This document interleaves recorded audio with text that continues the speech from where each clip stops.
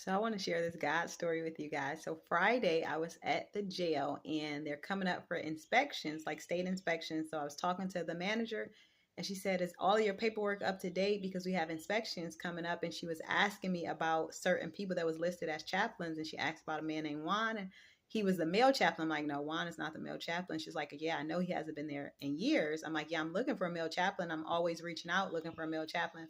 So I'm riding down the street.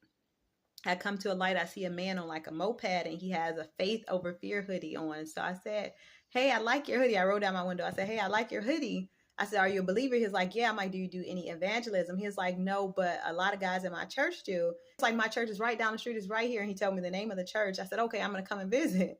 So I'm still not sure if I'm going to visit this Sunday. So I said, "Okay, Lord, should I go? Should I go?" And I kept like asking him if I should go. So I got the okay to go. And then I go to church. I do not see the guy there, but the message was so powerful. The message was very encouraging. And then I see a lady, she come in. I looked at her and I noticed her, but I didn't think too much of it.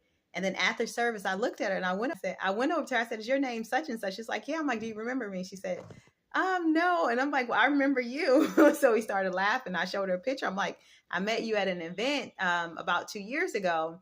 And she remembered me then. So the Lord brought me there. And this lady, when I met her originally, she took a liking to me. I don't know why, but she just took a liking to me.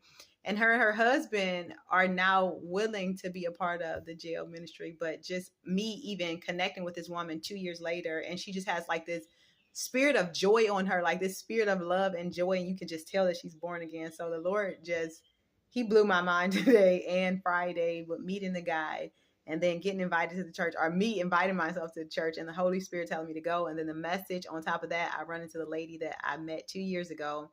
And now her and her husband wants to be a part of the ministry.